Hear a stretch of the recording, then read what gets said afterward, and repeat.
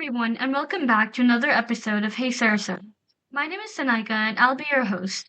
Hey Sara Sara is a multidisciplinary podcast where I sit down with students, founders, creators, and changemakers to explore the stories, passions, and ideas behind what they do.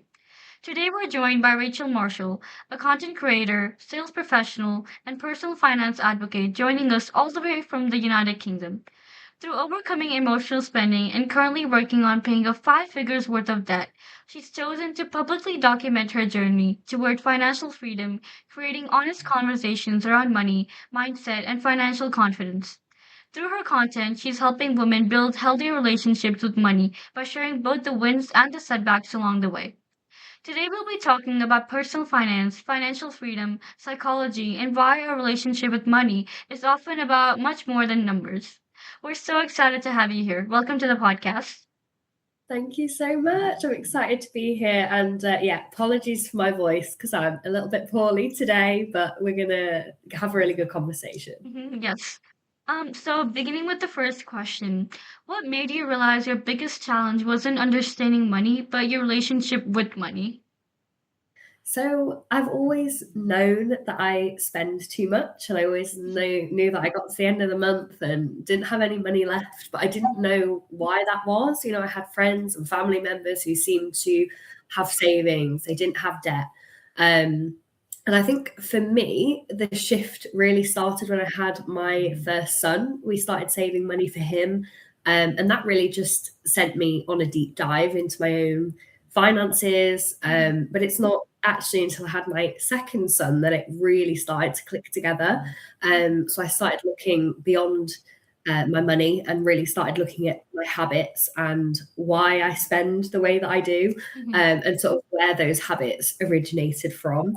It's been a journey, and I'm definitely still on the journey. By no Yeah. means sort of where I want to be and where my goals are, but that's sort of how it all started coming together. Mhm.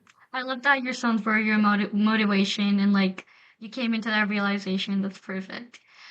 So why do you think so many women feel like investing isn't for them? Because it just feels inaccessible. Like, there's so much jargon, there's so many different ways that you can invest, there's so many different terminologies that are used. And I feel like when you hear about investing, you're hearing about it from someone who's got like hundreds of thousands invested. And it just doesn't feel very clear. It doesn't feel accessible, as I've said. And I think that's ultimately why so many women don't do it. And that's what Mhm. I'm really trying to change, help them Yeah. feel like regular women can do it, even if they don't have hundreds of thousands in the bank. They can just start with small amounts of money. I love that. What's one money belief you had to unlearn to change your financial future? A money belief would be that every pound or every dollar or whatever currency you have, it all needs to have a job. So whether it is, a job can be to spend that money, a job Mhm. can be to invest that money, or a job can be to save that money. So I feel like all of your earnings should go into one of those roles. So either spending, investing, or saving. And I think that's a belief that I really had to learn, and I'm still learning. I think a lot of the time you think when you get paid that money is there to be spent, Mhm. and that's I feel like that's a shift that I've had to make to make sure Mhm. that I am paying my future self as well Yeah. as enjoying the money that I earn at the same Yeah. time. Yeah. What advice would you give to someone who thinks they're simply bad with money? Nobody is bad with money. That is a really strong belief that I have. I think you need to reframe that Yeah. belief, because you're not born bad with money. There may be some people that genetically have more challenges than other people and have sort of habits that they have. But I truly feel like whatever you go through in life, whatever your parents teach you, whatever your friends are doing, those are habits that you're picking up rather than being, uh, you know, Mhm. bad with money as a Yeah. whole, if that makes sense. So I think it is just unpicking that belief that you're bad with money and realizing, okay, actually, what are my bad habits Mhm. and how can I overcome them? How can I get good habits in instead? Mhm. I've always thought that, and now looking at in your perspective, I feel like maybe I should like not think that anymore.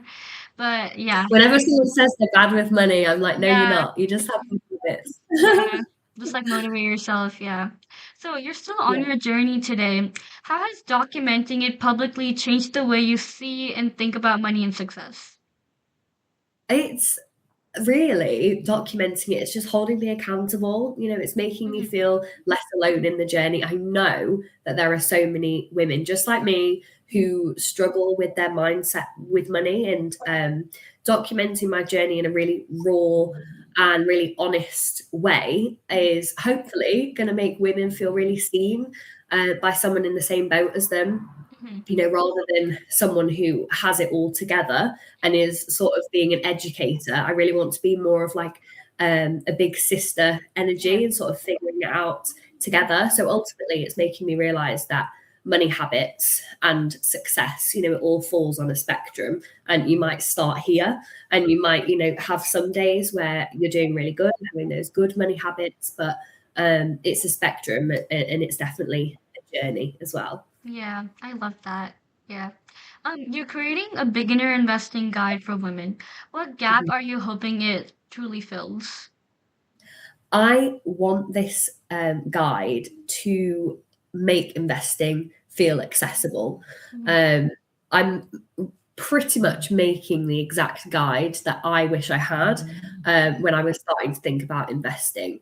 Because as I mentioned earlier, there's all this jargon and all this information that feels really overwhelming. It's just stripping it right back and literally walking through step by step how to make your first investment and how to understand investing. So Yeah. yeah, that's my goal. Yeah.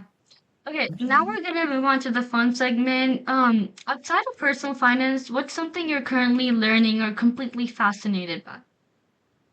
So I've not shared this sort of publicly yet, but I'm in the process of launching an e-commerce business. Wow. It's really exciting, like completely overwhelming, way more technical than I ever Yeah, expected it to be. So I'm it really is. enjoying learning about that.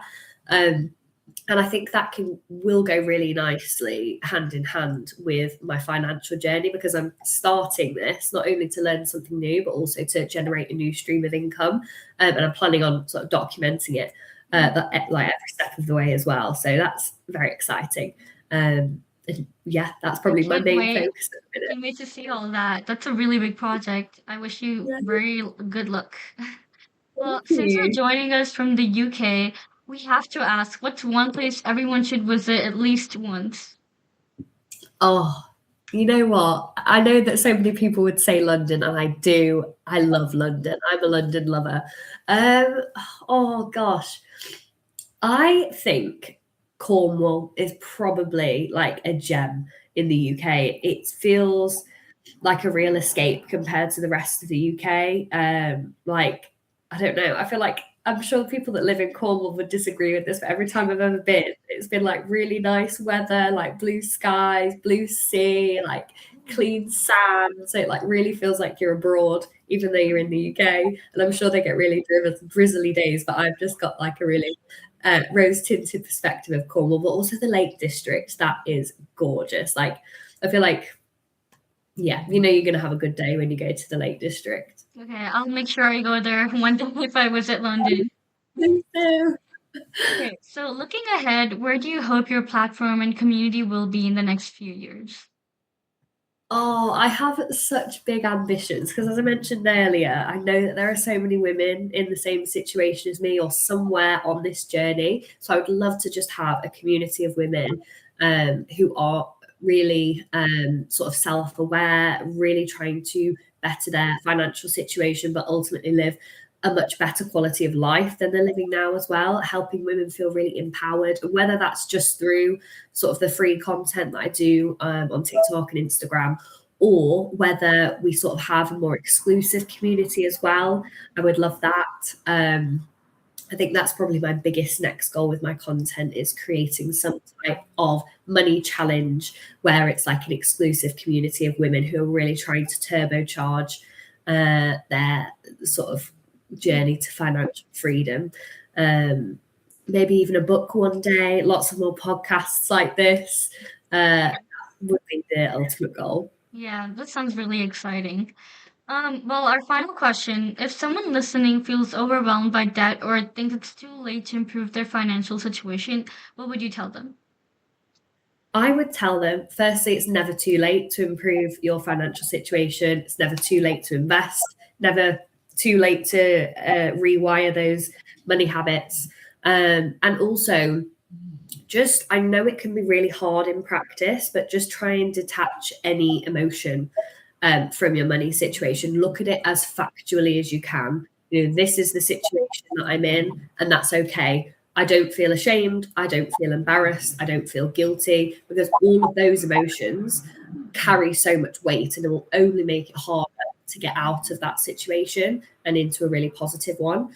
So that would be my biggest piece of advice is it's not too late and look at it factually Yeah. rather than emotionally. Yeah. Okay, well, if anyone wants to reach out to you, where can they reach out? I am probably mostly active on TikTok. It's rach.marshall. I'm also working on building my community over on Instagram.